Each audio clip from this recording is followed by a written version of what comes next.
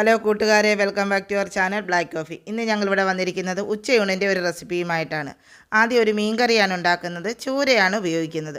ചട്ടി അടുപ്പിൽ വെച്ച് ചൂടാക്കി അതിലേക്ക് ആവശ്യത്തിന് വെളിച്ചെണ്ണ ഒഴിച്ച് അതിലേക്ക് ആവശ്യത്തിന് വെളുത്തുള്ളി, ഇഞ്ചി, ചെറിയ ഉള്ളി, പച്ചമുളക് എന്നിവ ഇട്ട് നന്നായി വഴറ്റുക.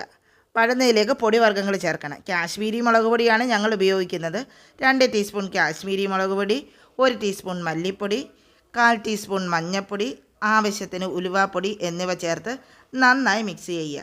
പൊടികളുടെ പച്ചനിറം മാറുന്നത് വരെ വേണം മിക്സ് ചെയ്യാൻ. അതിനുശേഷം വടക്കംപുളി ഒരു പാത്രത്തിൽ നേരത്തെ ഇട്ട് വെച്ചിട്ടുണ്ടായിരുന്ന വെള്ളവുമായി അതിലേക്ക് ഒഴിച്ച് നന്നായി മിക്സ് ചെയ്യുക. ആവശ്യത്തിന് കുറച്ച് വെള്ളവും കൂടി നമ്മൾ വീണ്ടും ഒഴിച്ചിട്ടുണ്ട്.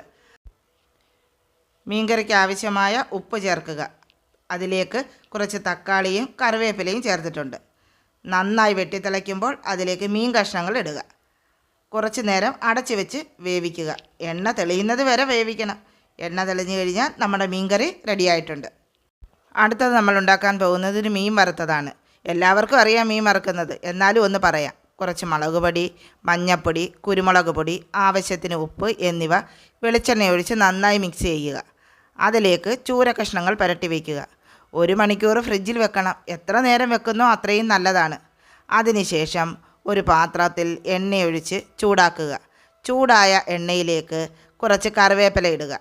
അതിനുശേഷം മീൻ കഷ്ണങ്ങൾ പെറുക്കി അതിലിട്ട് നമുക്ക് വറുത്ത് കോരിയെടുക്കാവുന്നതാണ്. അപ്പോൾ നമ്മുടെ മീൻ വറുത്തത് റെഡിയായിട്ടുണ്ട്.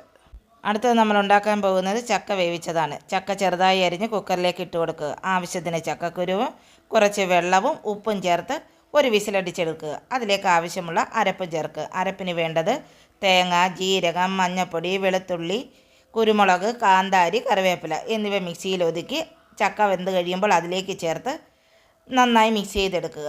അപ്പോൾ നമ്മുടെ ചക്ക വേവിച്ചത് റെഡിയായിട്ടുണ്ട്. അടുത്തത് നമ്മൾ ഉണ്ടാക്കാൻ പോകുന്നത് മോരുകറിയാണ്. മിക്സിയുടെ ജാറിലേക്ക് തേങ്ങയും ജീരകവും മഞ്ഞൾപ്പൊടിയും വെളുത്തുള്ളിയും നന്നായി അരച്ചെടുത്ത് അതിലേക്ക് തൈരും കൂടെ മിക്സ് ചെയ്ത് ചട്ടിയിലൊഴിച്ച് നന്നായി ചൂടാക്കിയെടുക്കുക. നന്നായി ചൂടായി കഴിയുമ്പോൾ അതിനാവശ്യമുള്ള ഉപ്പ് ചേർക്കുക. എന്നിട്ട് കടുക് വറുത്തൊഴിക്കാവുന്നതാണ്. അപ്പോൾ നമ്മുടെ മോരുകറി റെഡിയായിട്ടുണ്ട്. അപ്പോൾ നമ്മുടെ ഇന്നത്തെ വിഭവങ്ങളെല്ലാം തയ്യാറായിട്ടുണ്ട്. എല്ലാവരും ലഞ്ച് കഴിക്കാൻ വന്നോളൂ. നമുക്ക് എല്ലാവർക്കും ഒന്നിച്ചിരുന്ന് ലഞ്ച് കഴിക്കാം.